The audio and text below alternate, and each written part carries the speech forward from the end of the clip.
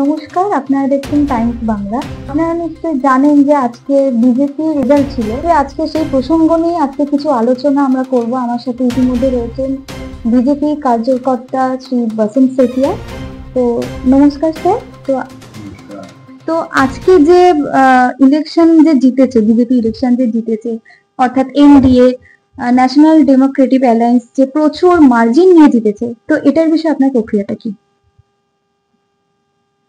आज অব্দি বিহার के लोगरा मारदंगा झूठ झमेला করে জিতা রাজ্য বলা যেত, কিন্তু এবার যে বিহার আছে ওটা বুদ্ধ আর মহাবীরের জায়গা।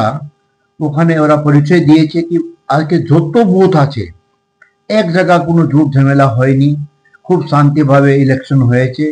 আশা করি এইরকম ইলেকশন আমাদের বাংলায় হবে, এটাই আমার বলা।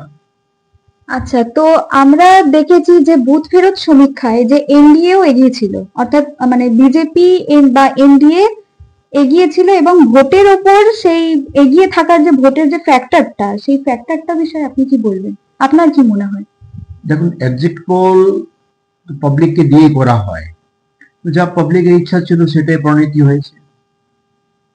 আচ্ছা, তো আমরা দেখেছি যে বিহারে জাতপাতের দিক দিয়ে একটা ব্যাপার রয়েছে। তো সেক্ষেত্রে বিহারে ভোটের ক্ষেত্রে যে জাতের যে একটা ভূমিকা পালন করে, তো সেই ভূমিকা মানে এই ভোটের ফল জাতপাতের কোনো প্রভাব আছে বলে কি আপনার মনে হয়? কোনো ইনফ্লুয়েন্স আছে? দেখুন, এতদিন বিহারে ডেভেলপমেন্ট না হওয়ার কারণটাই ছিল জাতপাতের ঝামেলা।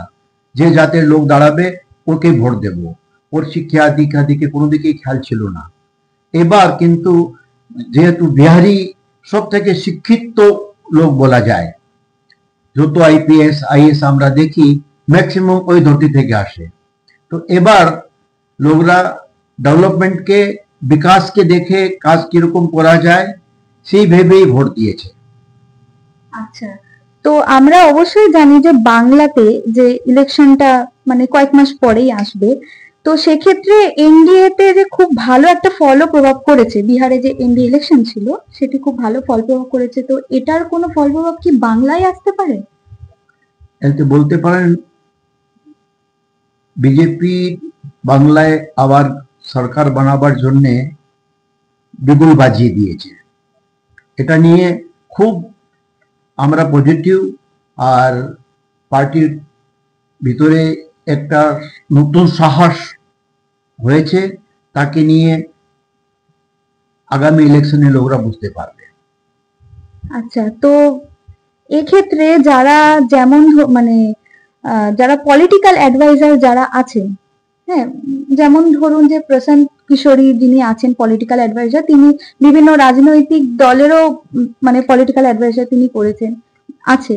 তো সেক্ষেত্রে বিহারের ক্ষেত্রে যেটা ঠিকঠাক ভাবে কার্যকরী হলো কিনা, তো সেটার বিষয়ে আপনার কি মত, আপনি কি বলবেন? দেখুন, আমরা একটা জানি ইলেকশনে উপরে কোনো অ্যাস্ট্রোলজি বা কাউর বুদ্ধি কাজ করে না।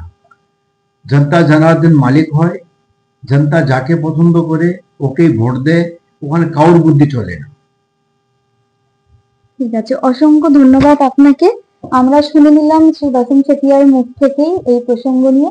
এরকম প্রসঙ্গ নিয়ে আরো আমরা আপডেট আপনাদের দিতে থাকবো। ততক্ষণ দেখতে থাকুন। ক্যামেরায় আক্তার সঙ্গে আমি পিয়াসা, টাইমস বাংলা।